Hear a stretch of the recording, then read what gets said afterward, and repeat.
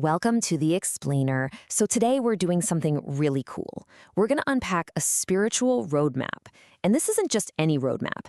It was supposedly laid out by the future Buddha, Maitreya himself. It's basically a guide to every single challenge you could face on the journey to, well, enlightenment.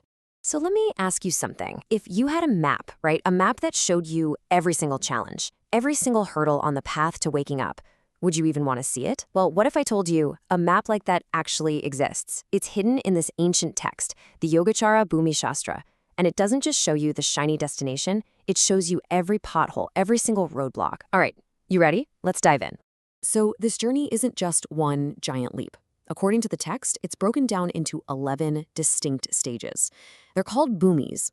You can kind of think of them as levels in a video game. But for a spiritual practitioner, a bodhisattva, on their way to becoming a fully awakened Buddha. And each of these stages has a name that kind of tells you what it feels like to be there.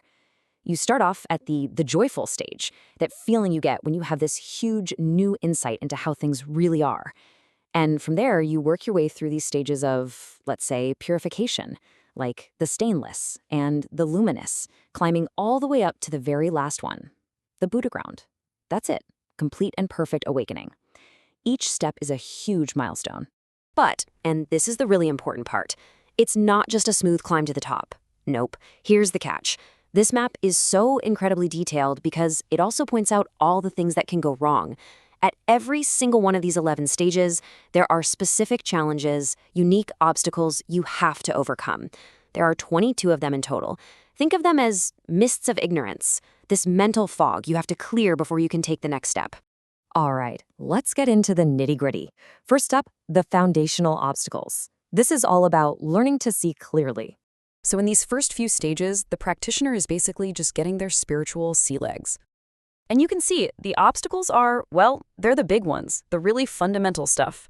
Look at the very first one in the joyful stage, clinging to self and phenomena. I mean, that's the core misunderstanding of who we think we are, right? By the time you get to the luminous stage, you're dealing with slightly more subtle things, like lingering desires.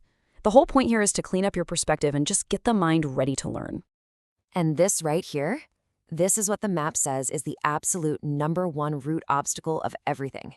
It's that gut feeling we all have. You know that there's a permanent, solid me inside here, totally separate from the solid world out there. It's often totally unconscious. But according to this entire framework, pretty much every other problem we ever have stems from this one single mistake. Okay, moving on to the next set, the intermediate obstacles. And this is where things get tricky. These are the traps of the practice itself. Now, this is where the challenges get really interesting, you know? Like, check this out. In the 4th stage, the radiant, you can get so good at meditating that you actually become addicted to the bliss. Or even worse, you can get attached to the teachings themselves and turn them into some rigid rulebook. Then you hit the 5th stage and face this classic trap. You start hating the world and just want to escape it all, or you get obsessed with finding your own personal peace and forget about everyone else. It's all about walking this razor's edge. And yeah, this slide just perfectly lays out that tightrope walk of the 5th stage.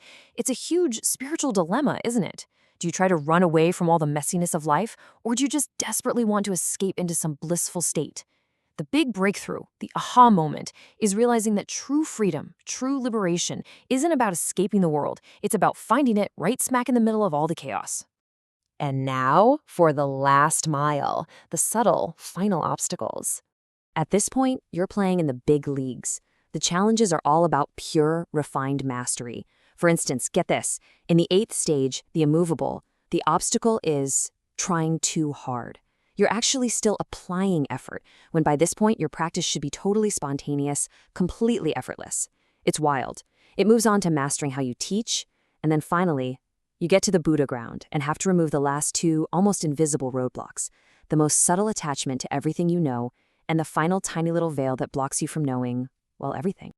And that's what this quote is getting at. Reaching that final stage, becoming a Buddha, it's described as the state of complete, unobstructed, totally effortless awareness. It's the grand finale of the entire journey, where your mind is just completely free, seeing reality exactly, precisely as it is. No filters. Okay, so fascinating ancient map, right? But what does it have to do with us? Why does any of this matter today? Here's why. Because these 22 types of ignorance, they aren't just for some super advanced sage meditating in a cave for 50 years. No way. They are the direct source of our everyday stress, our anxiety, our confusion. You know that first obstacle, clinging to self? That's the reason you get defensive in an argument. And that whole aversion to samsara, grasping for nirvana thing, that's just a fancy way of describing the emotional roller coaster we're all on every single day, chasing good feelings and running from bad ones. This map, it's like a diagnostic tool for being human. So look, the real takeaway here isn't about becoming a Buddha tomorrow. It's that this map is an incredibly practical tool for self-awareness, like right now in your own life. When you start to understand these obstacles, clinging to your opinions, getting attached to a good mood, desperately trying to avoid a difficult conversation, you can start to spot these exact same patterns in your own mind. And honestly, just seeing them, just recognizing them when they pop up, that's the first step. That's how you start to navigate your own life with a bit more clarity and maybe, just maybe, like that very first stage suggests, a little more joy.